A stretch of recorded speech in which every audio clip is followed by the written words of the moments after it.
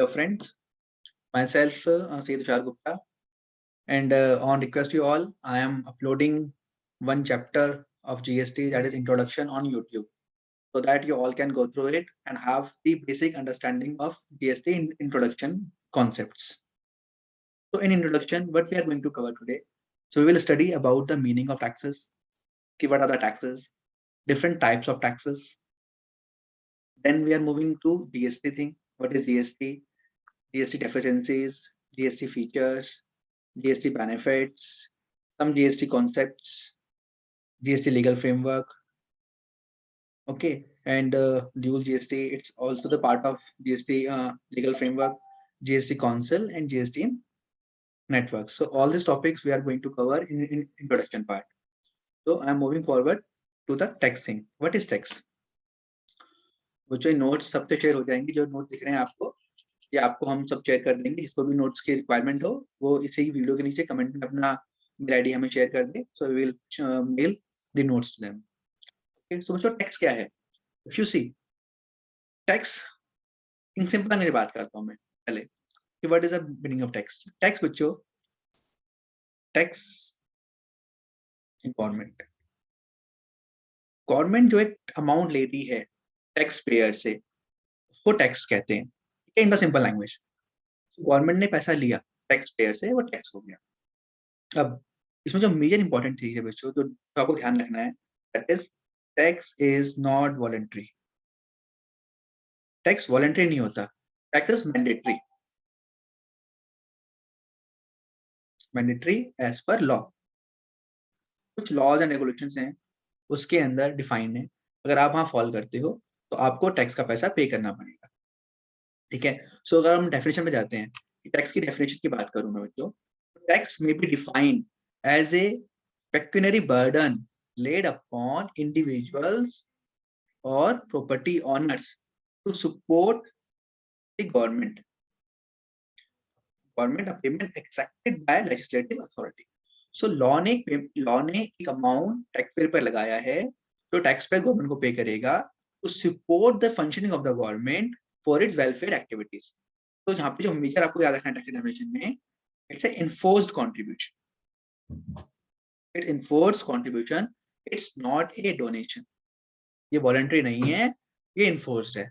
If you are covering under a law और आपके ऊपर टैक्स एप्लीकेबल है, सो आपको टैक्स पे करना पड़ेगा. तो टैक्स क्या हुआ?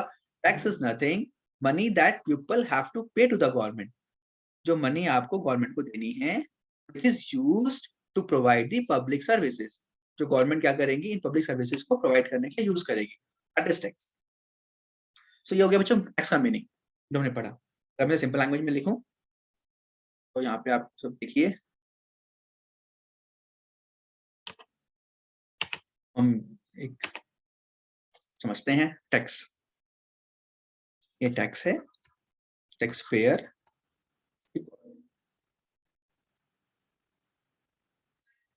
तो जो अमाउंट टैक्स पेयर गवर्नमेंट को पे करता है, कैसे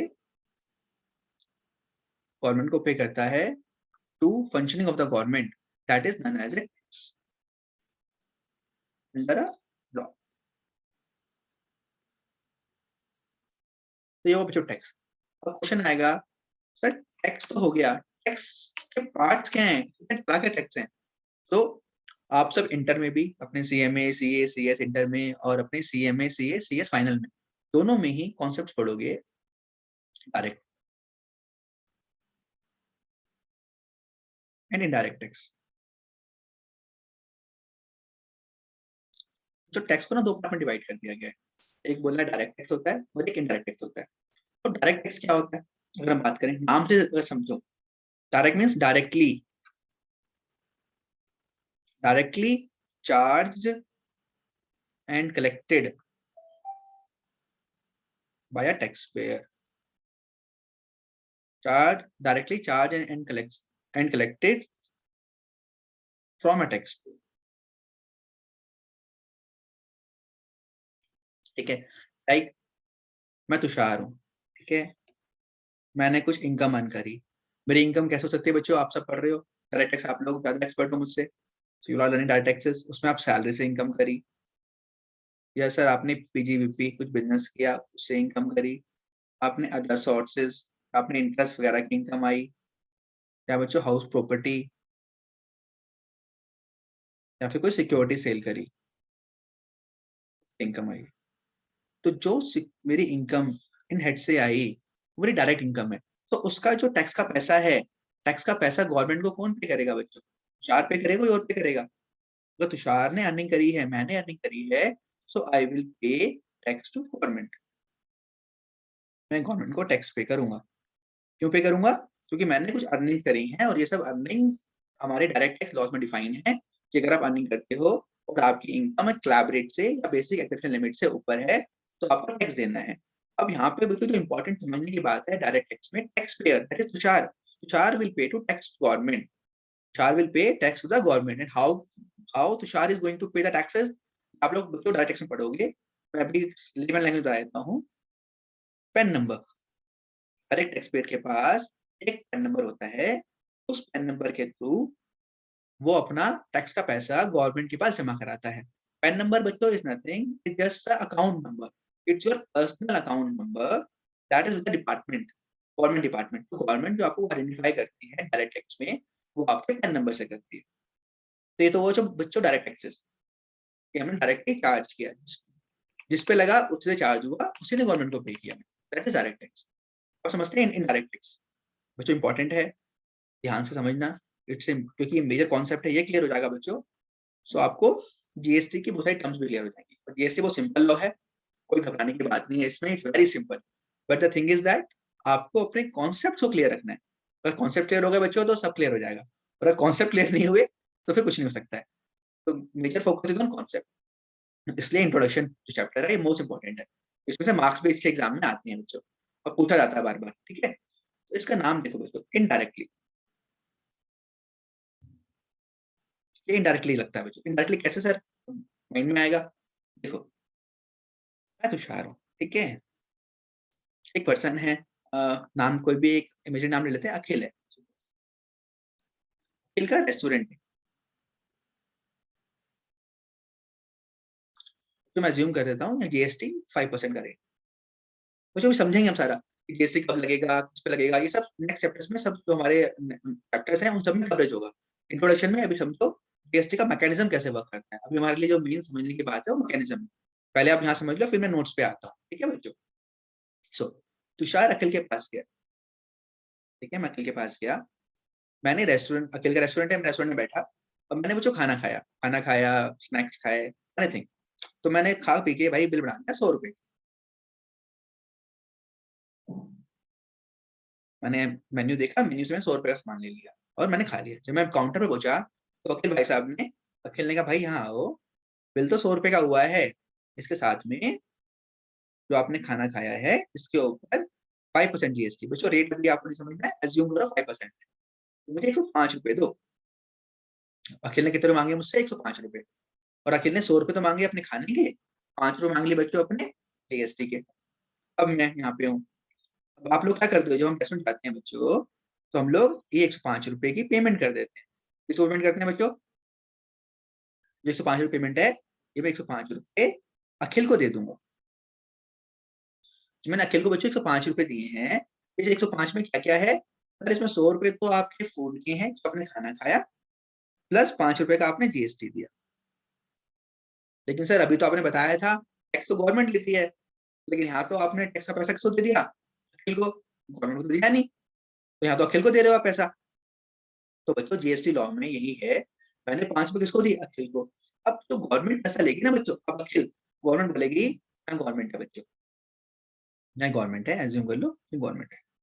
गवर्नमेंट देख रही है इसको, टुकुर टुकुर देख रही है अखिल को, भाई तेरे 5 रुपए मेरे पड़े हैं, 5 रुपए जो पैसा तुषार ने तुझे दिया है ये मेरा पैसा है। तो अखिल क्या करेगा बच्चों? अखिल ये 5 रुपए गवर्नमेंट को देगा, ये अखिल 5 रुपए दे देगा गवर्नमेंट को।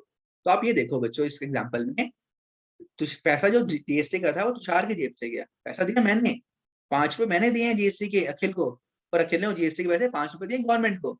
तो अगर यहाँ समझो आप, तो 5 रुपए क्या हुआ? इनडायरेक्टली मैंने गवर्नमेंट को दिए। तो बच्चों टैक्स गवर्नमेंट ने लगाया अखिल पे, अखिल की रेस्टोरेंट सर्विस है, उसने रेस्टोरेंट का माल बेचा है, उस पर टैक्स लगाया, लेकिन कलेक्ट हुआ मुझसे, कलेक्ट हुआ मुझसे, लेकिन मैं डायरेक्टली दिया गवर्नमेंट को नहीं। मैंने गवर्नमेंट को देने के लिए पहले मैंने क्या किया, पहले मैंने गवर्नमेंट को सीधा नहीं दिया, पहले मैंने ये पैसा अखिल को दिया, पेड टू अखिल 5 रुपीज, और अखिल ने paid to government is 5 rupees. तो अल्टीमेटली 5 रुपए मैंने दिया गवर्नमेंट को, लेकिन मैं जो 5 रुपए गवर्नमेंट को दिए वो अखिल के थ्रू दिए। तो यहाँ टैक्स तो लगा बच्चे, लेकिन इनडायरेक्टली लगा, लगा अखिल पे, कलेक्ट हुआ तुषार से और गवर्नमेंट को गया। तो यहाँ पे कलेक्टर एंड पेयर अलग होता है। कलेक्टर एंड पेयर, पेयर हुआ तुषार,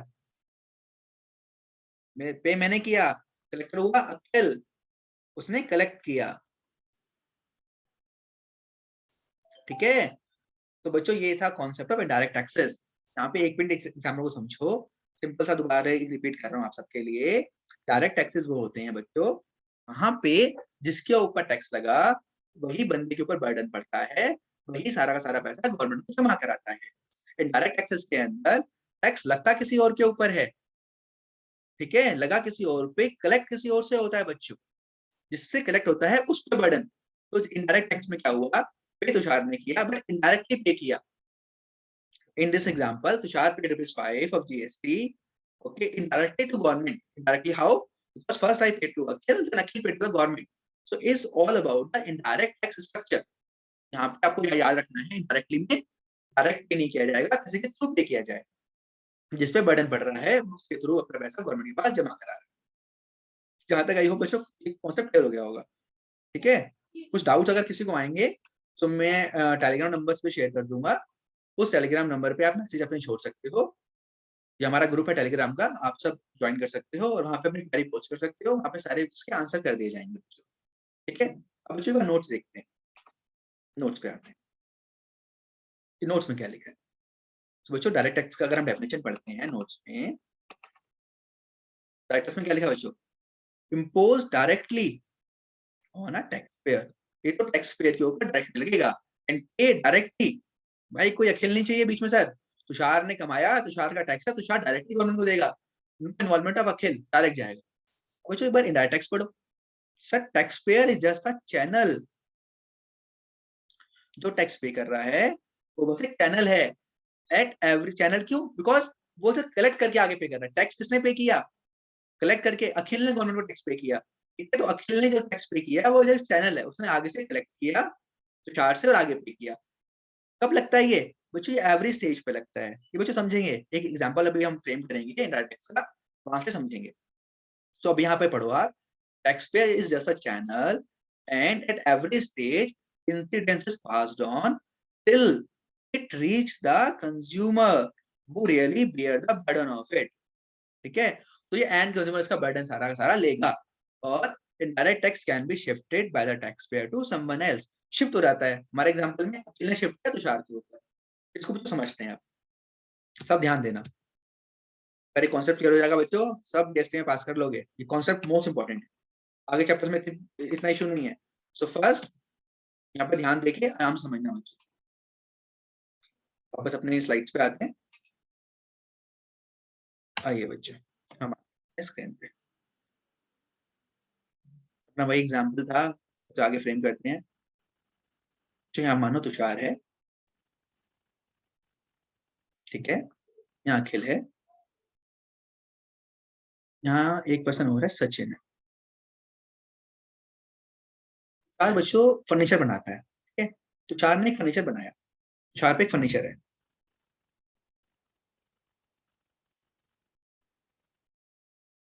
अखिल तुषार के पास आया, तुषार मुझे फर्नीचर खरीदना है, ठीक है, तुषार ने कहा ठीक है अखिल, यहाँ बच्चों एज्यूम कर लो जीएसटी का जो रेट है वो 10%, जैसे एज्यूम कर रहे हैं सर, अब बहुत से बच्चे बोलेंगे सर 10% रेट ही नहीं होता है, रेट तो अलग अलग होते हैं, 5 होता है, 12 होता है, 18 होता है, 28 होता है, 10 तो सुना नहीं सर, जो एग्जाम्पल है, ठीक है, एज्यूम कर लो, मुझे 10% का रेट एज्यूम कर लेते हैं। यहाँ पे मानो जो मैंने फर्नीचर बेचा, फर्नीचर मैंने बोला भाई फर्नीचर में 100 रुपए का बेच रहा हूँ तुझे, इस 100 रुपए के फर्नीचर के ऊपर मैं जीएसटी लगाऊंगा, जीएसटी मैंने बोला 10 रुपीज का जीएसटी लगाऊंगा।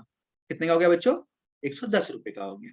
अब तुषार ने कहा भाई 110 रुपए का माल है, 100 रुपए का तो फर्नीचर है, 10 रुपए का टैक्स है, दैट इज जीएसटी है। मैंने ये इनवॉइस बना के दे दिया अखिल। अभी अखिल भाई साहब आ गए। अब अखिल भाई साहब तुषार को कितना पैसा पे करेंगे? सब सोचो एक बार माइंड में, कितना पे करेगा अखिल तुषार को? सर अखिल तो तुषार को जो पेमेंट करेगा वो करेगा 110 रुपए की, क्योंकि जब हम रेस्टोरेंट जाते हैं कुछ सामान खरीदते हैं सर, तो हमको जितना बिल पे लिखा होता है उतना पे करते हैं।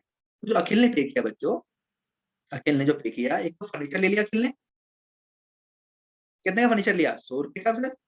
और अखिल ने जीएसटी पे किया। कितना जीएसटी पे किया बच्चों? सर आपने जब 110 रुपए अखिल ने दिए हैं, 110 रुपए कैसे हुए? How it 110 rupees? 100 रुपीज का टैक्स, सॉरी 100 रुपीज का फर्नीचर प्लस 10 रुपीज का जीएसटी। 10 रुपए का जीएसटी दिया है, 100 रुपए का फर्नीचर दिया है। सर वही वही आप यहाँ लिख देते हैं, 100 रुपए का फर्नीचर, 10 रुपए का जीएसटी।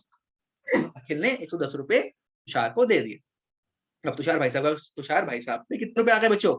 110 रुपए आ गए। अब 100 रुपए तुषार पे आए फर्नीचर के, लेकिन 10 रुपए तुषार के पास आए हैं। ये 10 रुपए ये किसके हैं? यहाँ पे हमारे कौन देख रहा है इसको? यहाँ पे गवर्नमेंट देख रही है।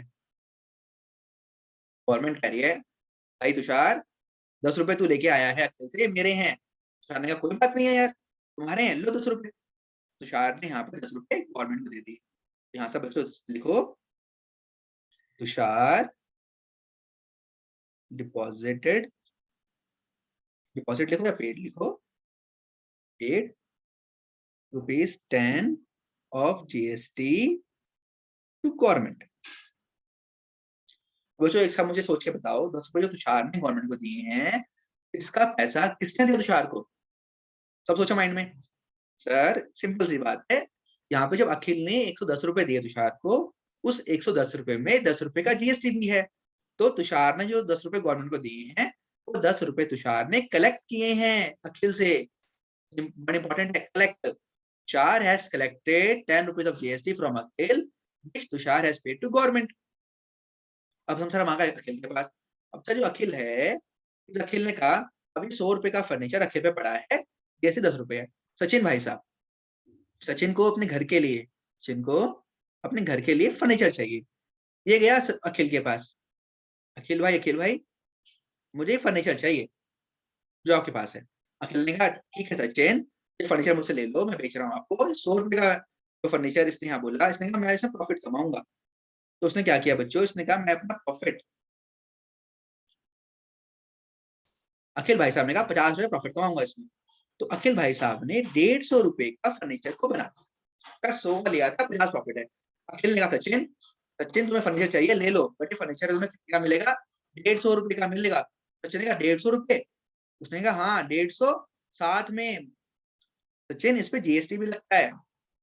कितना परसेंट जीएसटी है बच्चों? सबने अभी हमने एग्जांपल लिया, जीएसटी कितना लगाना है हमें? 10%। तो यहाँ पे अखिल ने कहा 10% जीएसटी भी लूंगा। 10% हो गया 150 रुपए का 15 रुपए। 165 रुपए भाई दे दे और फर्नीचर ले जा। सचिन ने कहा ठीक है भाई 165 रुपए ले। कितने रुपए ले? 165 रुपए ले और फर्नीचर मुझे दे। तो सचिन ने कितने रुपए पे किए बच्चों? 165 रुपए पे किए। कैसे 165 पे किए? 150 रुपए पे किए बच्चों फर्नीचर के, और जो उसने 15 रुपए पे किए वो पे किए जीएसटी की। ऐसे ऐसे कितने पैसे पे कर दिए? 165 रुपए सचिन ने पे कर दिए। अब अखिल पे कितने रुपए आ गए बच्चों? 165 रुपए आ गए सर। कैसे आ गए 165 रुपए? सर 150 रुपए तो उसके आ गए फर्नीचर के, 15 रुपए आ गए जीएसटी के। अब जैसे ही इसे जीएसटी के पैसों को छुआ अखिल ने, गवर्नमेंट बैठी है, गवर्नमेंट क्या बोली? अखिल ये 15 रुपए तू जीएसटी के लेके आया है, ये टैक्स है, और टैक्स किसको मिलता है? मुझे मिलता है, पैसे मुझे दे। अब अखिल भाई साहब आए, अखिल भाई साहब आए, यहाँ पे लिख रहा हूँ क्या कंटेंट है। अखिल ने कहा ठीक है 15 रुपए मैंने जीएसटी कलेक्ट किया है। किससे कलेक्ट किया जीएसटी? सचिन से। ये मैं आपको देना वाला हूँ। लेकिन गवर्नमेंट ये बताओ, जब मैंने फर्नीचर तुषार से लिया था, और तुषार को मैंने 110 रुपए पे किए थे, 100 + 10, उसके अंदर 10 रुपए का जीएसटी था, जो तुषार तुम्हें पहले ही दे चुका। तुमसे दोबारा क्यों मांग रहे हो तुम? ये तो मैं तुम्हें टैक्स दे चुका हूँ 10 रुपए पहले ही। तो गवर्नमेंट ने कहा ठीक है अखिल, मैंने मान लिया 10 rupees you have paid to me through Tushar, ठीक है, बट अब आपको कितने पे करने हैं मुझे 15 रुपए। 10 रुपीज आप मुझे पहले पे कर चुके हो, इसका बेनिफिट ले लो, वो जो रिमेनिंग बच गया 5 रुपए मुझे पे कर दो। बच्चों तुमने से बेनिफिट लिया, इस बेनिफिट को बोलते हैं ITC, input tax credit. Input tax credit का मतलब होता है benefit provided to a recipient for tax paid at the time of purchases. So Akhil ने परचेज करते टाइम पे तुषार से जो 10 रुपीज का टैक्स पे किया, उसका बेनिफिट अखिल को गवर्नमेंट देगी और उस बेनिफिट को बोलेंगे इनपुट टैक्स क्रेडिट। बच्चों इनपुट टैक्स क्रेडिट पे हमारा पूरा चैप्टर है, इसके ऊपर हमारी 2-3 क्लासेस लगेंगी। बस यहाँ पे आपको जो समझना है इंट्रोडक्शन चैप्टर में इतना ही समझना है कि आईटीसी मींस जो भी हमने परचेज के टाइम पे टैक्स पे किया है उसका बेनिफिट मिलता है। ओके, तो 5 rupees I need to pay to government. 5 रुपए किसने पे किया बच्चों? गवर्नमेंट। अब बच्चों एक चीज बताओ मुझे, गवर्नमेंट को कितना पैसा मिल गया? First step, Tushar deposited to government 10 rupees. Next step क्या हुआ बच्चों? एक गवर्नमेंट में जो पैसा गया, Akhil Akhil paid ₹5 to government. So total government को कितना पैसा मिला? 10 रुपए प्लस 5 रुपए। गवर्नमेंट को 10 मिले तुषार से, 5 मिले अखिल से, टोटल हो गया 15 रुपए। अब बच्चों मुझे एग्जांपल में बताओ 15 रुपए किसने पे किया अल्टीमेटली? अगर आप सबको देख रहा है तो बोलो बच्चों 15 रुपए किसने पे किया? एनीवन माइंड में सोचो। तो 15 रुपए जो पे करेगा किसने पे किया बच्चों? एग्जांपल में हमारे अगर आप देख रहे हो तो सर ये तो जो मेरा लास्ट कंज्यूमर था सचिन भाई साहब, सचिन भाई साहब ने 15 रुपए दिए थे किसको? अखिल को। और गवर्नमेंट को कितना पैसा मिला है? 15 रुपए। तो बच्चों यहाँ से हमें समझ में आता है जीएसटी का burden is on the end consumer. GST burden is always on the end consumer. So and consumer here is Sachin who has paid 50 rupees of GST. So ultimate burden is on Sachin of 15, which has government received through Tushar and Akhil. Tushar ने pay किया, अखिल ने pay किया। सचिन ने पे अखिल को किया, government को नहीं किया। तो सचिन के ऊपर क्या आया? इनडायरेक्ट बर्डन आया। तो बर्डन किस पे आता है बच्चों? यहाँ पे इनडायरेक्ट टैक्स में याद रखना है, always burden is on and consumer. हम पढ़ेंगे हम भी नोट्स में। सर बर्डन आया एंड कंज्यूमर के ऊपर, बर्डन आया एंड कंज्यूमर के ऊपर। अब इसमें एक बच्चों ध्यान दो, अब हम बात करते हैं अखिल की। अखिल ने कितने प्रॉफिट कमाया? अखिल ने प्रॉफिट कितना कमाया? सर अखिल ने 50 रुपए प्रॉफिट कमाया था। 100 रुपए का माल 150 में बेचा, 50 का कमाया। तो बच्चों जीएसटी कॉन्सेप्ट कहता है टैक्स हमेशा वैल्यू एडिशन पे लूंगा। टैक्स हमेशा किस पे लूंगा?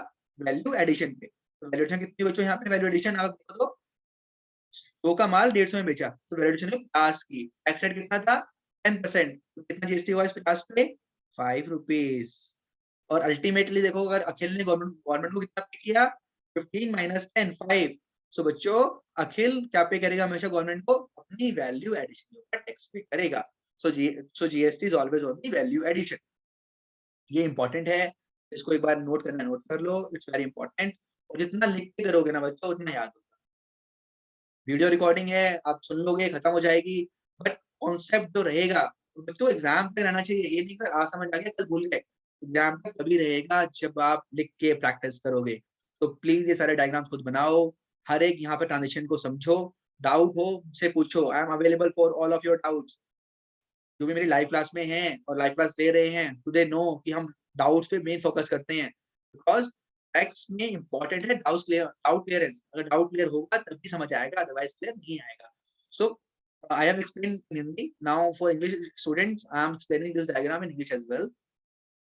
So first step, we have seen that कि Tushar sell some of the furniture of ₹100 of value of ₹100 to Akhil and charge the GST of ₹10. That is first transaction. Akhil paid 110 rupees to Tushar. 110 comprised of 100 for furniture and 10 for GST. That 10 rupees that Tushar has collected from Akhil in the form of GST is need to be paid to the government. So Tushar paid GST of 10 to government. Now Akhil has the furniture of ₹100 and Akhil has also paid GST of ₹10 to Tushar. Akhil now going to sell such furniture at a profit of ₹50. So the total value becomes 150 to Sachin. At the time of selling 150 of the Sachin, Akhil will charge a GST of rupees 15. So total invoice value from Akhil to Sachin will be 165. 165 includes a GST of 15 rupees as well. Sachin has paid 165 to Akhil. That comprise of 150 for furniture, 15 rupees for GST. Now Akhil has collected rupees 15 from Sachin, which he needs to pay to the government. So at the time of payment, Akhil see that he already paid rupees 10 to government to Tushar. So he has deducted at rupees 10 out of the 15 rupees of liability. So he has paid remaining of rupees 5 to government. Okay. So I hope it's clear to both Hindi as well as the English students.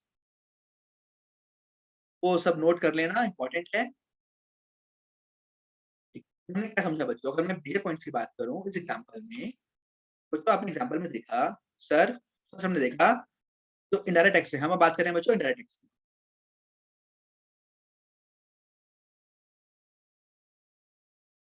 Sir हमने देखा burden जो है इसमें, burden is on and consumer. Sir सारा burden and consumer पड़ा sir. हमारे question में 15 रुपए का जो क्वेश्चन था पेमेंट का, वो मेरे एंड कंज्यूमर मोहन ने पे किए थे सर.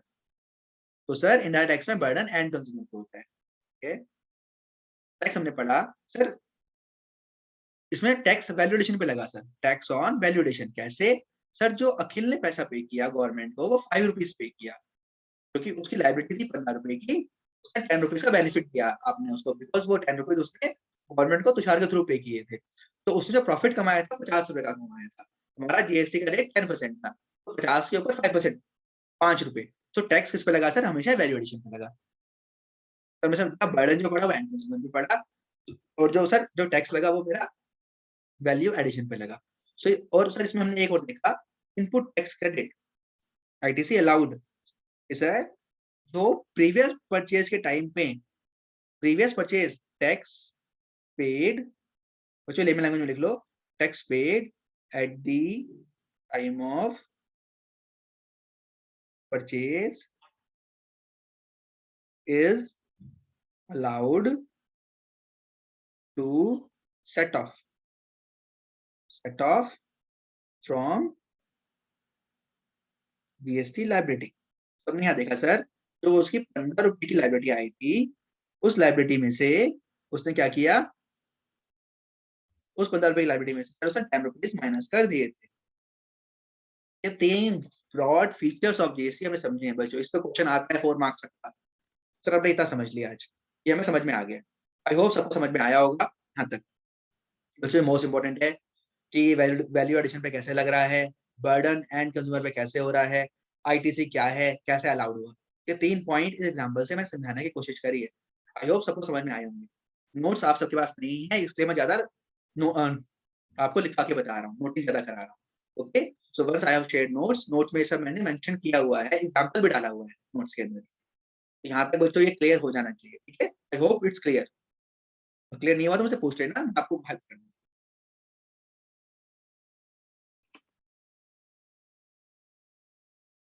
सर एक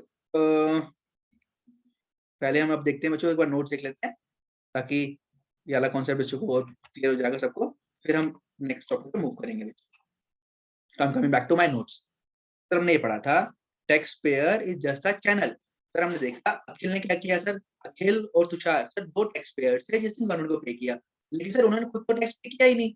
उन्होंने सारा का सारा पैसा मोहन से कलेक्ट किया, मोहन के 15 रुपए को कलेक्ट किया, वो कलेक्ट किया अखिल ने सर, और अखिल ने उसमें से 10 रुपीज 4 के थ्रू पे कर दिए गवर्नमेंट को, 5 रुपए खुद ने पे कर दिए. तो अखिल और तुषार सर बोथ हो गए कैनल. ठीक है.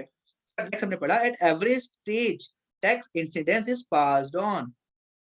सर तो जब तुषार ने अखिल को टैक्स माल बेचा तब टैक्स लगा, तो उसका जो टैक्स रुपीज 10 रुपीज का था वो तुषार ने अपना टैक्स इंसिडेंस अखिल को पास कर दिया सर.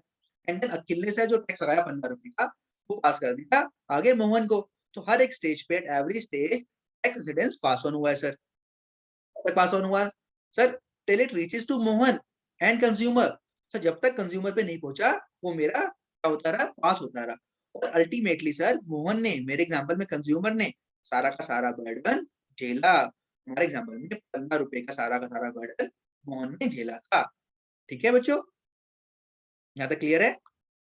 ठीक है sir, indirect tax can be shifted by the tax payer to someone else. बच्चों यहाँ पे हमने पढ़ा कि जो लाइबिलिटी अखिल की थी वो उसने शिफ्ट करी मोहन पे, मोहन के थ्रू पे किया। So this all about the indirect tax meaning.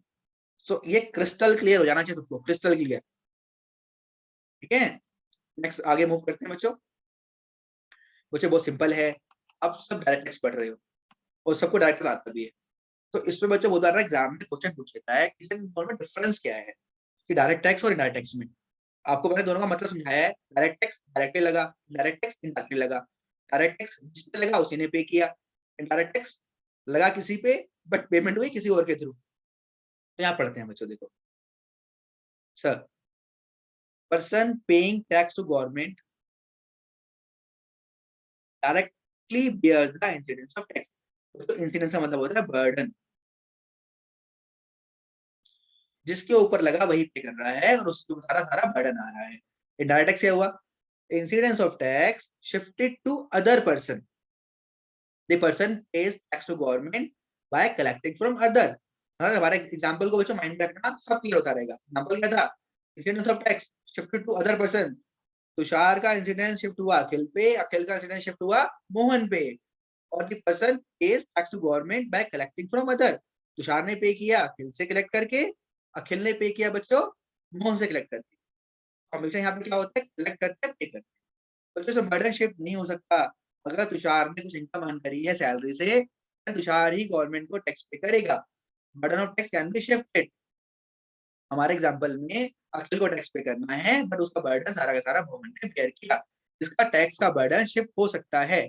ठीक है, ये इंपॉर्टेंट है लाइन। प्रोग्रेसिव इन नेचर, जितनी ज्यादा इनकम अर्न करोगे उतना ज्यादा टैक्स पे करना पड़ेगा। High rate of tax for people having high income. Ambani ज्यादा टैक्स पे करेगा, चार कम टैक्स पे करेगा बिकॉज अंबानी ज्यादा कमा रहा है। Progressive in nature. अंबानी एक रेस्टोरेंट में जा रहा है, उसमें 1000 रुपए का खाना खा रहा है, सो वो 5% जीएसटी पे कर रहा है। चार भी अगर उसी रेस्टोरेंट में जाएगा, 1000 रुपए का रेस्टोरेंट में खाना खाएगा, तो चार भी 5% ही जीएसटी पे करेगा। Same for all consumer. भाई जितने का बिल बनेगा उसके ऊपर जीएसटी का रेट 5% है, तो सबके लिए 5% है। ऐसा नहीं है ये अंबानी है तो उससे 15% ले लो या 50% ले लो, कोई गरीब है तो इससे 5% ले लो, ऐसा नहीं है। सबके लिए इनडायरेक्ट टैक्स के रेट सेम है। रेट सेम फॉर ऑल, चाहे आप रिच हो चाहे आप पुअर हो, रेट तो भाई सेम ही रहेगा। डायरेक्ट टैक्स में सर प्रीवियस ईयर और असेसमेंट ईयर होता है। हम सब पढ़ते हैं सैलरी कमाई हमने 20-21 में, उसका टैक्स सर पे करेंगे 21-22 में, उसको आईटीआर भरेंगे 21-22 में। बट बच्चों इनडायरेक्ट टैक्स में ऐसा कॉन्सेप्ट नहीं है बच्चों। आज आप रेस्टोरेंट गए, आपने आज खाना खाया, आपने आज बिल पे की, आज बिल पे कर दिया रेस्टोरेंट का, तो रेस्टोरेंट ओनर होगा, जितनी भी जीएसटी कलेक्ट करी है वो गवर्नमेंट को उसी साल में पे कर देगा। ये हम पढ़ेंगे जीएसटी के अंदर, रिटर्न्स पढ़ेंगे बच्चों, टैक्स पेमेंट पढ़ेंगे, उसमें पढ़ेंगे कब पे करना है। सेम ईयर में पे होता है सर। इसमें percent two percent tax rate very करता है। स्लैब बढ़ती है सर, रेट वेरी करता है। कोई 5 लाख कमा रहा है उसके लिए कम टैक्स है सर, कोई 12 लाख कमा रहा है उसके लिए 30% टैक्स है सर, कोई 8 लाख कमा रहा है उसके लिए इनकम टैक्स में डिफरेंट डिफरेंट स्लैब्स है बच्चों। यहाँ पे स्लैब रेट नहीं है भाई, तू 10 लाख कमा, 20 लाख कमा, 1 करोड़ कमा, इनडायरेक्ट टैक्स का रेट तो सेम रहेगा। Rate is same for all the persons. Category wise taxation, individual, company, HUF, trust. So as per the category, if you are individual, if you are a company, if you are a HUF, then your tax rate will be different, but tax slab will be different. But यहाँ पे ऐसा concept नहीं है। Under indirect taxes, if company is purchasing a furniture, or if Akhil is purchasing a furniture, or Mohan is purchasing a furniture, the rate of tax will remain same for all. CBDT, so Central Board of Direct Taxes, is the authority administered for collection of revenue. जितना भी पैसा direct tax का collect होता है या उसमें जो laws आते हैं वो सीबीडीटी फ्रेम करती है। ठीक है, इनडायरेक्ट टैक्स में से कौन करता है? इनडायरेक्ट टैक्स में बच्चों अब सीबीआईसी करता है, central board of indirect taxes and customs. पहले जो नाम था प्री जीएसटी, मतलब जीएसटी आया था आपका 1 जुलाई 17 में। जीएसटी आने से पहले सीबीसी बोलते थे, central board of excise and customs. नाम चेंज कर दिया, अब जीएसटी आ गया तो central board of indirect taxes and customs. ये सिर्फ थ्योरी का पार्ट है बच्चों। Income based tax, sir direct tax जितनी इनकम कमाओगे मैं दूंगा। इनडायरेक्ट टैक्स सप्लाई, सेल करोगे या सर्विस दोगे तभी लगेगा, इनकम से मतलब नहीं है। आप कुछ बेचोगे, आपने 20 लाख रुपए कमा लिए लेकिन आपने कोई सामान नहीं बेचा तो आप पे नहीं लगेगा। आपने सैलरी 20 लाख आपके ऊपर इनडायरेक्ट टैक्स नहीं लगेगा, लेकिन अगर आपने कुछ बिजनेस कर रहे हो, सामान बेच रहे हो, सर्विस दे रहे हो, तो टैक्स लगेगा। सर इसका पैसा लेगी सेंट्रल गवर्नमेंट, और सर इसका पैसा लेगी सेंट्रल और स्टेट गवर्नमेंट। भले बच्चों ये इंपॉर्टेंट है, सब पढ़ना, और ये याद हो जाएगा आप तक। आई थिंक अब सारे डाटा के कॉन्सेप्ट क्लियर होंगे बच्चों, खुद ही लिख लोगे, याद भी नहीं करना पड़ेगा। तो हमने जो कॉन्सेप्ट बताए हैं अभी तक वो माइंड में रखना, ठीक है। सर ये तो हो गया सारा। अब बताओ जीएसटी के बारे में। अब आना जीएसटी, तो जो आपने अभी एग्जांपल लिया था वो जीएसटी का एग्जांपल लिया था, इनडायरेक्ट टैक्सेस का। तो उसमें आपको हमने बताया वैल्यू एडेड टैक्स है, हम सबने पढ़ा, बर्डन एंड कंज्यूमर पे होगा, और इसका इनपुट टैक्स क्रेडिट का बेनिफिट मिलता है। तो पैसा हम प्रीवियस परचेज के टाइम पे करते हैं, उसका बेनिफिट मिल जाता है।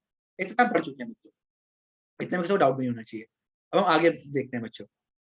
अब सर हमें पढ़ना है जीएसटी का मीनिंग और जीएसटी की नीड। भाई जीएसटी की नीड क्यों आई, मतलब कोई भी टैक्स आया तो सर आया क्यों, भाई GST.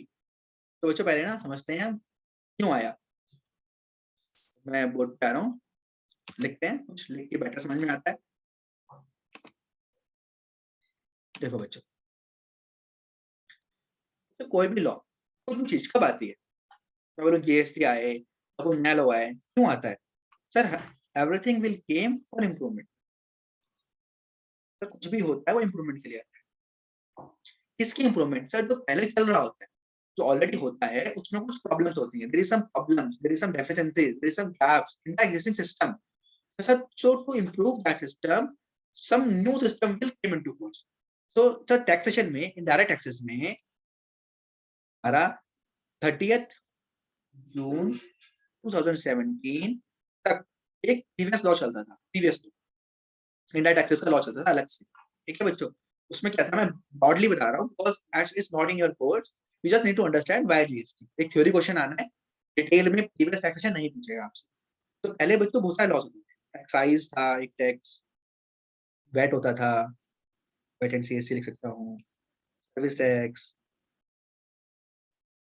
Entry tax, luxury tax and so on. Sir ये पहले ना बहुत सारे टैक्सेस होते थे, कौन सा टैक्सेस में मुझसे कुछ प्रॉब्लम्स थी। क्या प्रॉब्लम्स थी वो पढ़ेंगे बच्चों। कुछ, एक तो हमें दिख रहा है ऐसा प्रॉब्लम, सारा नाम लिख दिया आपने, 1 2 3 4 5, और कह रहे और भी है, इसलिए का आपने एक ही नाम लिखा है। तो फर्स्ट प्रॉब्लम तो सर ये थी कि मैनी टैक्सेस। तो फर्स्ट प्रॉब्लम क्या थी बच्चों, पुराने लॉ की, मैनी टैक्सेस। भाई बहुत सारे टैक्सेस थे, किसी को बिजनेस स्टार्ट करना है तो बंदे को एक्साइज समझेगा, वैट समझेगा, सर्विस टैक्स समझेगा, एंटी टैक्स समझेगा, और फिर कंफ्यूज हो जाएगा। गवर्नमेंट ने कहा भाई मुझे ईज ऑफ बिजनेस बनाना है, ईज ऑफ डूइंग बिजनेस हमारे इंडिया में धंधा आसानी से होना चाहिए, और दैट जीएसटी के बिल्कुल पीछे। भाई सिंगल लॉ बनाऊंगा, सिंगल लॉ और pan India. So first thing जो हमारे पुराने लॉ में गड़बड़ थी वो क्या थी, मैनी टैक्सेस, बहुत सारे टैक्सेस हुआ करते हैं, उन सबको हटा दिया। बच्चों नेक्स्ट, अगर आपको कुछ पता, अगर आप पहले हो तो पता होगा थोड़ा बहुत, वेट। वेट बच्चों स्टेट वाइज होता था, स्टेट वाइज, हर स्टेट का अपना वेट। कोई स्टेट कहता था मैं भाई इतने परसेंट लगाऊंगा फूड आइटम पे, कोई बोलता था मैं 10% लगाऊंगा, कोई कहता 15% लगाऊंगा। हर स्टेट में अलग रेट, हर स्टेट में अलग रूल्स, तो बहुत कॉम्प्लेक्स था। यहाँ मैं लिख सकता हूँ different for every state, different for every state. Her state के अपने अपने लॉस थे बच्चों, तो बहुत कॉम्प्लेक्स हो गई थी चीजें, समझ ही नहीं आता था। किसी को बिजनेस स्टार्ट करना है महाराष्ट्र में, सपोज वो दिल्ली का बंदा है, सो उसको पहले महाराष्ट्र का लॉ समझना पड़ता था, तो it's very difficult for them to understand the laws. So sir इसमें प्रॉब्लम क्या हुई सर, एक तो बहुत सारे टैक्सेस हुआ करते थे, हर स्टेट में अलग अलग था, तो दिक्कत होती थी। थर्ड सर ये कॉम्प्लेक्स था। कॉम्प्लेक्स कैसे, यार जब इतने सारी खिचड़ी बना दोगे, लॉज बना दिए, तो कॉम्प्लेक्स, कॉम्प्लेक्स मीन मुश्किल, डिफिकल्ट। कॉम्प्लेक्स का मीनिंग होता है difficult. Why complex? Because when you have so many laws, you have so many taxes. So इस ट्रांजेक्शन पे कौन सा टैक्स लगना है, कितना लगना है, it becomes too difficult to judge. So it's very complex law sir. तो बड़ी डिफिकल्ट होगा। अब बच्चों ये तो मेजर, ये तो थे इसके मेजर इश्यूज। एक इसमें ट्रांजेक्शन इश्यूज भी था, इंपॉर्टेंट है। इसमें सर कैस्केडिंग इफेक्ट था, कैस्केडिंग इफेक्ट ऑफ टैक्स है, cascading effect of, cascading effect of taxes का मतलब होता है बच्चों टैक्स ऑन टैक्स। अब ये समझ लो, मैं एग्जांपल दूंगा इसका, tax on tax. Sir tax पे भी टैक्स लग जाता था, दैट वाज कैस्केडिंग। अच्छा इसमें कैस्केडिंग था। Input tax credit not allowed for CST and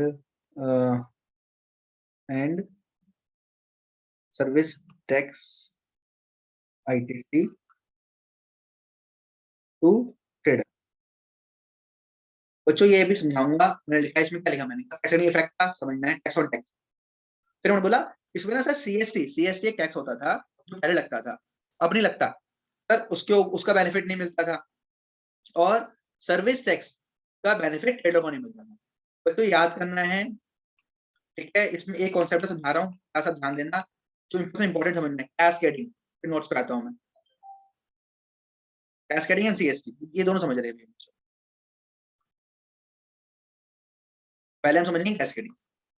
देखो, कैस्केडिंग का मतलब होता है टैक्स ऑन टैक्स। जब टैक्स पे भी टैक्स लग जाए उसको बोलते हैं कैस्केडिंग। अब जो पहले ना, अगर मैं बात करूं मैन्युफैक्चरिंग, पहले अलग अलग डेफिनेशन थी, मैन्युफैक्चरर अलग, ट्रेडर अलग। पहले के लॉज में तो ज्यादा डीप में नहीं जाना है, सिर्फ समझना है और उसको कंपेयर करना है जीएसटी से। We are not going to detail in previous taxes, it's not in your inter course, it's not in your final course. Tax 5 साल हो गए इन्हें गए हुए, तो इसमें डीप में स्टडी नहीं करना है हमें, ठीक है। तो पहले बच्चों मैन्युफैक्चर होता था, मैन्युफैक्चर पे 2 टैक्स लगते थे, लगता था और वैट लगता था मैन्युफैक्चर के ऊपर। तो बच्चों सपोज मैन्युफैक्चरर के लिए 100 रुपए का गुड्स मैन्युफैक्चरर ने बनाया, एक्साइज का बच्चों मैं अज्यूम कर रहा हूँ रेट 10% एक्साइज ले लो, 10% ही वैट ले लो। तो अगर आप मैन्युफैक्चरर ने 100 रुपए का माल बनाया तो उसके ऊपर एक्साइज कितनी लगती है, 10%। कितने रुपए का 10% बच्चों, 10 रुपीज। कितना हो गया, 110। एक्साइज लगने के बाद वैट लगता था, जो एक्साइज लगने के बाद वैट लगता था, वो गुड्स की वैल्यू प्लस एक्साइज दोनों की वैल्यू मिला के लगता था। तो कितना हो गया, 110, इस पे लगा वैट, कितना हो गया, 10% ऑफ 110, 110 रुपए का 110 रुपीज का 10% is 11 rupees. So 11 rupees is the VAT amount. Total amount is 121. तो बच्चों if you see in this example, 11 rupees का VAT हुआ, 10 rupees का एक्साइज हुआ, टोटल टैक्स कितना हो गया, 21 rupees. If you see the rate is 10% of excise, 10% of VAT. So rate हुआ 20%. Rate is 20%. If you see 20% of 100, because ultimate value of good is 100. If I talk about value of good is 100, tax rate is 20%, then it should be 20 only. But sir, you have computed 21. Why? There is a difference of rupees 1. Tax rate is 20%, and excise and VAT. Goods value is 100. Then 100 multiplied by 20%, it should be 20. But we have calculated excise 10 rupees, then value becomes 110. Then there is a VAT of 10%, that is 11 rupees, 121. 1 rupees extra is there, that taxpayer is paying. Why sir? हम क्यों extra पे करें? अब बच्चों यहाँ देखो extra पे क्यों हो रहा है, दैट इज कैस्केडिंग इफेक्ट। ये एक्स्ट्रा ही जो है वो कैस्केडिंग इफेक्ट है। कैसे? अगर यहाँ देखो, जो वेट लगा बच्चों 11 रुपए, कैसे लगा वेट 11 रुपए, ये 11 रुपए वेट कैसे लगा, 1110 पे लगा। 1110 में क्या कंपोनेंट है, 100 रुपीज प्लस 10 रुपीज। 100 रुपीज किसके हैं, गुड्स के, तो 10% 100 हो गया 10 रुपीज, और 10% ऑफ 10 हो गया 1 रुपीज। तो 11 रुपए का जो एलिमेंट है सर 10 प्लस 1 है, 10 प्लस 1। ये 1 किस पे लगा है बच्चों, 1 लगा है सर 10 रुपीज पे। 10 रुपीज क्या है, एक्साइज ड्यूटी। तो सर इसमें तो ये हो गया वेट एक्साइज पे लग गया, वेट एक्साइज पे लग गया। So VAT is a tax, is also a tax. तो सर प्रीवियस लॉज में टैक्स ऑन टैक्स लगता था, प्रीवियस लॉज में क्या लगता था, टैक्स ऑन टैक्स, को बोलते थे कैस्केडिंग इफेक्ट, कैस्केडिंग इफेक्ट। तो समझ में आ गया, पहले लॉ में कैस्केडिंग इफेक्ट होता था बिकॉज टैक्स के ऊपर टैक्स लगता था। जीएसटी में नहीं होता, जीएसटी में बताऊंगा कैसे नहीं होता, जीएसटी में समझेंगे कैसे कैस्केडिंग इफेक्ट नहीं होता। तो यहाँ समझ में आया मुझे, एक्साइज लगा, उस एक्साइज के ऊपर वेट भी लग गया, तो कैस्केडिंग। तो एक बार दोबारा समझा रहा हूँ बच्चों, ध्यान से, इंपॉर्टेंट है, इंपॉर्टेंट से 2 नंबर का नोट पूछ लेता है कैस्केडिंग इफेक्ट के ऊपर, और पता होना चाहिए कि जीएसटी में क्वेश्चन आता है, how GST eliminate the problem of cascading effect, तो बच्चों हमें बताना होता है। सो बच्चों यहाँ पे एक्साइज, वैट, 100 रुपीज का गुड्स था, 10% का एक्साइज लगा, कितना हो गया 110 रुपीज। उसके ऊपर वेट लगा 10% का, कितना हो गया 11 रुपीज। यहाँ कितना पे हो गया tax, 121 is the total value. 100 rupees की गुड्स थी, 121 माइनस 100 दैट इज 21। 21 कैसे बना, 10 rupees of excise, 11 rupees of VAT से बन गया आपका 21। 20% तो 100 का 20 रुपीज होता है, 1 रुपये एक्स्ट्रा पे हुआ सर, तो 1 रुपये एक्स्ट्रा कैसे पे हुआ, जो वेट लगा 10%, वो भी 10 रुपए की एक्साइज को भी लग गया, उसे बोलते थे कैस्केडिंग इफेक्ट। तो ये समझ में आ गया। जीएसटी में कैसे हट गया ये बताओ, जीएसटी में क्यों नहीं, कैसे कैस्केडिंग इफेक्ट बचा। तो यहाँ देखो, गुड्स की वैल्यू 100 रुपीज, ये ऐसे एग्जाम्पल ले रहा हूँ बच्चों, अभी रेट ना समझाऊंगा सारे, सीजीएसटी भी समझाना है, एसडीसी भी समझाना है, अभी समझे नहीं हमने, ये समझेंगे हम बच्चों। ये 9% मानो, ये 9% है, तो 10 ही मान लो, just for example I am taking example of 10%। Assume है रेट, रेट एज्यूम करना, एक्चुअल रेट मतलब चलना, 10% मान लो, 10% मान लो, तो 100 पे कितना लगा 10% सीजीएसटी, 10 रुपीज। अब वो जो एसडीएसटी लगेगा ना जीएसटी में, वो इस 100 पे ही लगेगा, वो इस 100 पे ही लगेगा, इसमें 110 पे नहीं लगेगा। तो 10% ऑफ 100 अगेन 10 दैट इज 20। यहाँ पे क्या हुआ, कैसे नहीं इफेक्ट हुआ, कैस्केडिंग, यहाँ पे सर कैस्केडिंग नहीं हुआ, क्योंकि सीजीएसटी के अमाउंट ऐड नहीं हुआ एसजीएसटी लगाने के लिए, वो भी 100 पे लगा, ये भी 100 पे लगा, 10% ऑफ 100, 10% ऑफ 100। तो सर जीएसटी में कैस्केडिंग इफेक्ट नहीं होता, बट पहले होता था। ये बच्चों इंपॉर्टेंट है, दोबारा से एक बार ऐसे पढ़ लो, इसे नोट कर, वो नोट कर लो। ये कैस्केडिंग इफेक्ट एग्जांपल है, ये एग्जांपल इतने लक्ष्य मैनर में कहीं नहीं मिलेंगे, यहाँ मैं लिखवा रहा हूँ due to my practical experience. I have around 11 years of practical experience of indirect taxes, 11 साल से इसी फील्ड में वर्क कर रहा हूँ मैं, so I know about each and everything. तो बच्चों इसको ढंग से समझ लो, ठीक है, I hope it's clear.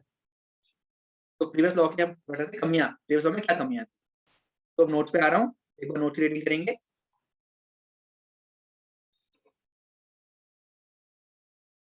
Introduction में बच्चों मैं कॉन्सेप्ट को टाइम लगाऊंगा, क्योंकि एक बार कॉन्सेप्ट क्लियर हो गए तो मुझे बाकी चैप्टर पे टाइम नहीं लगाना। शॉर्ट कमिंग्स इन, बच्चों डेफिनेशन बताऊंगा जीएसटी के, पहले शॉर्ट कमिंग पर, shortcomings in earlier indirect tax system, भाई क्या कमियां थी पुराने टैक्स की, ये बताऊंगा। डबल टैक्स, अब ये छोड़ दो, मैंने बताया नहीं है, इस पे आते हैं। No credit of CST, sir CST का क्रेडिट नहीं मिलता था, तो लॉ था, लॉ कहता था सीएसटी क्या होता था, थोड़ा ब्रीफ कर रहा हूँ, कोर्स में डिटेल में नहीं पढ़ने की नीड है। जब भी किसी और स्टेट से, एक स्टेट के बाहर से परचेस करोगे, अगर दिल्ली का पर्सन हरियाणा के पर्सन से कुछ परचेस करेगा, ठीक है, तो उसका बेनिफिट, जो हमारा अखिल का एग्जांपल था ना, अखिल और तुषार का, अखिल ने जो तुषार को 10 रुपीज का अमाउंट दिया था, उसका बेनिफिट ले सकता था अखिल, प्रीवियस लॉ में नहीं मिलता। बस सिंपल सा आपके लिए इतना है, प्रीवियस लॉ में सीएसटी कब लगता था, जब भी एक स्टेट के बाहर की सेल या परचेज होती थी, तो अगर आप किसी स्टेट के बाहर से कुछ मटेरियल परचेज करते थे, उसका इनपुट टैक्स क्रेडिट नहीं मिलता था। बाकी आईटीसी जब करेंगे तो समझ में ज्यादा आएगा, तो यहाँ पे इतना याद रख लो, आईटीसी नहीं मिलता था अगर आप किसी एक स्टेट के बाहर से परचेज कर रहे हो। तो जीएसटी में मिलता है, हाँ सर, जीएसटी में सारा इनपुट मिलता है, जीएसटी के अंदर सारा इनपुट मिलता है, चाहे आप बाहर से परचेज करो, चाहे आप दिल्ली के बाहर से लो, चाहे दिल्ली के अंदर से लो। तो एग्जांपल लेके समझाया था उसको भी, वरना बच्चे कहेंगे सर क्लियर नहीं हुआ और आपने आगे करा दिया।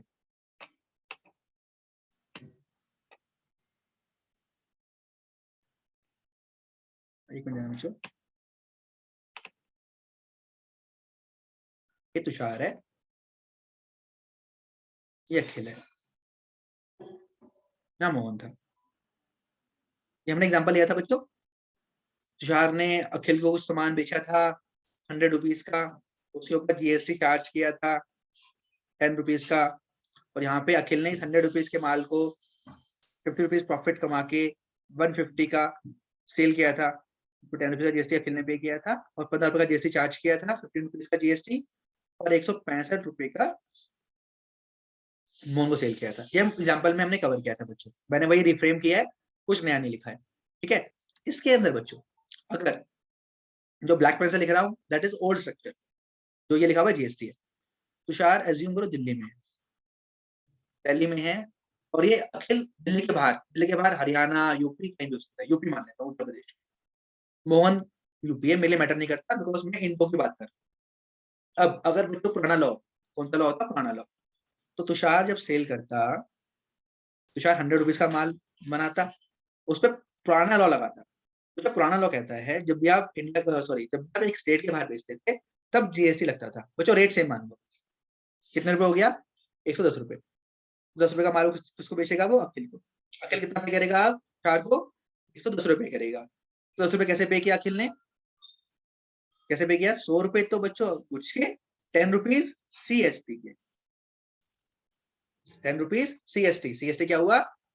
Central sales tax. Full form लिखने लिख लो, सेंट्रल सेल्स टैक्स।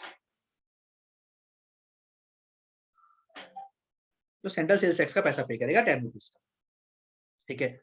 अब अखिल के पास जो बचा अमाउंट, अखिल ने जो पे किया 110 रुपए का पैसा पे किया, 100 रुपए फर्नीचर का, 10 रुपए सीएसटी। अब अखिल का ये 100 रुपए, अब मैं अखिल का ले रहा हूँ 100 रुपए, 10 रुपीज, 100 रुपए के गुड्स के, 10 रुपीज सीएसटी के। अपना प्रॉफिट कमाया 50 रुपए का, अज्यूम 50 रुपए का प्रॉफिट कमाया। मैं जो गुड्स बेचूंगा मैं 150 के सेल करूंगा। गुड्स कितने के बेचूंगा? 150 के। कुछ बच्चे बोलेंगे सर, जिनको ज्यादा पता होगा, एडवांस होगा नॉलेज, तो बोलेंगे सर सीएसटी को इसमें ऐड कर लो, ये भी कॉस्ट है उसकी। तो बच्चों एग्जांपल फ्रेम के वजह से मैं नहीं कर रहा हूँ, ताकि बच्चों को क्लैरिटी रहे। ठीक है। तो बच्चों इसने 100 रुपए के गुड्स पे 50 रुपए प्रॉफिट कमा के 150 का माल बेचा। फिर क्या लगाएगा? ये टैक्स लगाएगा। इसने टैक्स लगाया। बच्चों ये सेम स्टेट में है दोनों। देखो हमने ऊपर जो एग्जाम्पल लिया है, अखिल और मोहन दोनों यूपी में है। तो पुराने लॉ में वैट लगता था, ये आपको याद नहीं करना, वैट लगता था, क्यों लगता था, वो सब पुराना हो चुका है। 15 रुपए का वैट लगेगा, 165 रुपए। तो हमारे क्वेश्चन में सेम एग्जाम्पल के अंदर अब 165 रुपए कौन देगा? मोहन देगा। कौन देगा? मोहन। बच्चों यहाँ पे इंपॉर्टेंट है समझना। अब मैं बात कर रहा हूँ अखिल की। अखिल के पास कितने रुपए कलेक्ट हुए मोहन से? अखिल के पास कितने रुपए कलेक्ट हुए? सर 15 रुपए कलेक्ट हो गए अखिल से। कितने रुपए कलेक्ट हो गए? 15 रुपए। अब ये 15 रुपए कौन देख रहा है? गवर्नमेंट। बच्चों वहां सेम है। अखिल ने तुषार को पे किए थे 10 रुपीज, तुषार गवर्नमेंट को 10 रुपए दे चुका है। तुषार गवर्नमेंट को 10 रुपीज पे कर चुका है, वो सेम एग्जाम्पल है। सीएसटी है, सीएसटी। 15 रुपए का वैट का पैसा कलेक्ट कर लिया अखिल ने। अब अखिल से भाई 15 रुपए कौन मांगेगा?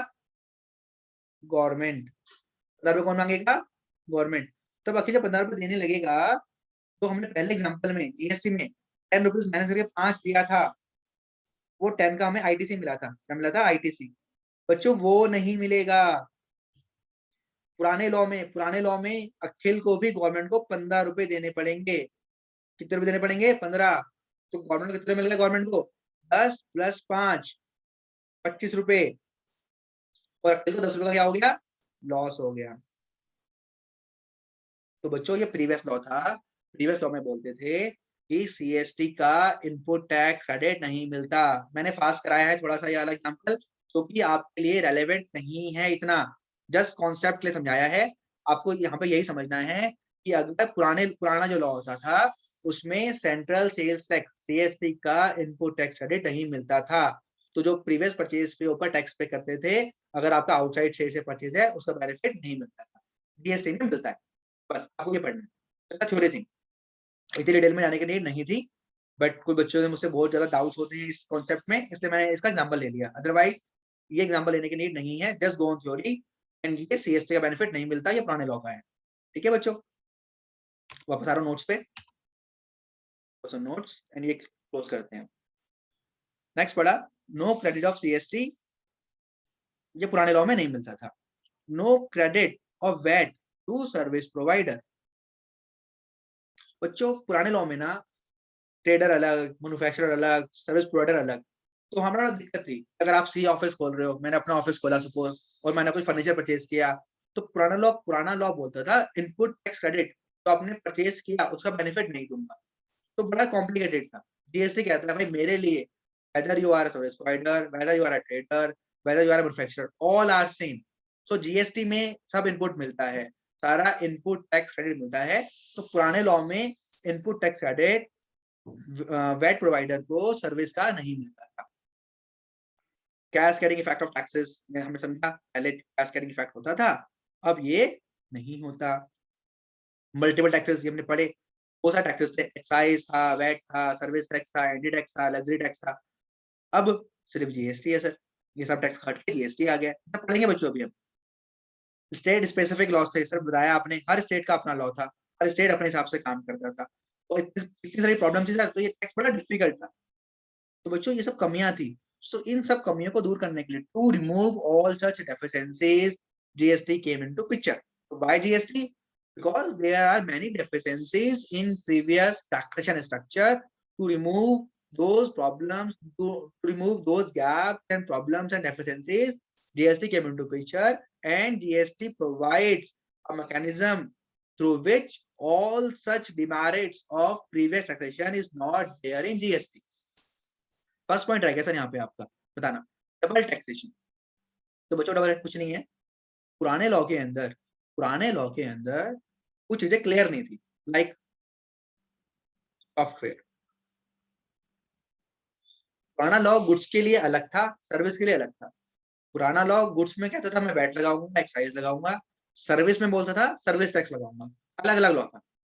तो जो सॉफ्टवेयर था ना, सॉफ्टवेयर डिसाइड ही नहीं हुआ। कुछ कहते थे भाई सॉफ्टवेयर तो समान है गुड्स से, कुछ बोलते थे सर्विस है, कभी गुड्स कभी सर्विस। तो होता क्या था इसके ऊपर वैट भी लगाते थे लोग, और इसी के ऊपर सर्विस टैक्स भी लगाते थे। ठीक है, तो इसमें क्या इशू था बच्चों? डबल टैक्सेशन के अंदर एक ही ट्रांजेक्शन के ऊपर दो टैक्सेस लगते थे, वैट भी और सर्विस टैक्स भी। जीएसटी में जो नहीं होता, जीएसटी में सॉफ्टवेयर के ऊपर भी एक ही टैक्स लगता है, दैट इज जीएसटी। बच्चों हमने इंट्रोडक्शन में इतने कॉन्सेप्ट क्लियर किए, आज हमने ब्रॉडली कवर किया मीनिंग, जीएसटी का मीनिंग क्या है ये हमने कवर कर लिया।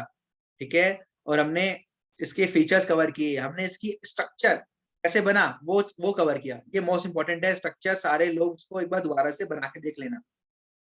एक कॉन्सेप्ट और कवर करूंगा, जीएसटी का मीनिंग। तो बच्चों जीएसटी का मीनिंग सिंपल सा है, GST is a tax on supply of goods और सर्विसेज। देखो मैंने बताया जीएसटी का, मैंने बोला था जीएसटी दोनों पे लगता है, गुड्स पे भी लगेगा, सर्विस पे भी लगेगा। पहले लॉ में गुड्स के लिए अलग टैक्स, गुड्स के लिए वैट होता था, सर्विस के लिए सर्विस टैक्स होता था। जीएसटी में भाई एक ही टैक्स है, दैट इज जीएसटी, चाहे सप्लाई हो ऑफ गुड्स हो चाहे सर्विसेज हो, और बोथ तो दोनों पे लगेगा, एक्सेप्ट सर ये alcoholic liquor for human consumption पे नहीं लगेगा। तो बच्चों अभी इसके लिए पार्क कर लो, ये हम नेक्स्ट क्लास में कवर करेंगे। और ये हमारा जब हम पढ़ेंगे कॉन्स्टिट्यूशनल अमेंडमेंट एक्ट पढ़ेंगे 101, उसमें मैं इसको डिटेल में कवर करूंगा, जहाँ पे हमें सब क्लैरिटी हो जाएगी। तो जीएसटी सब पे लगता है, अभी के लिए आपके लिए बस alcoholic liquor for human consumption में नहीं लगता है। तो अभी इतना आप क्लियर करो। आफ्टर दैट नेक्स्ट मैं आपको एक वीडियो अपलोड करूंगा, उसमें हम जीएसटी के फीचर्स कवर करेंगे बच्चों। जीएसटी के फीचर्स क्या है ऑलरेडी कवर कर लिए हैं हमने एग्जांपल के थ्रू, बस रीडिंग करनी है, समझ में आ जाएगा आप लोगों को। जीएसटी फीचर्स के बाद we will that all GST features हमने आज डिस्कस किए हैं सारे। लाइक अगर हम देखा हो इसमें अगर पढ़ो मोटा मोटा तो कैशिंग इफेक्ट हमने कवर किया, फिर हमने बंडल ऑफ पुराने में बहुत सारे टैक्सेस होते थे, वो सब जीएसटी बन गए, हमने कवर किया। फिर नेक्स्ट क्लास में मैं आपको नोट रीडिंग की इसकी प्रॉपर कराऊंगा। ओके, अभी तक दिखा रहा हूँ कि नेक्स्ट क्लास में topics we are going to cover.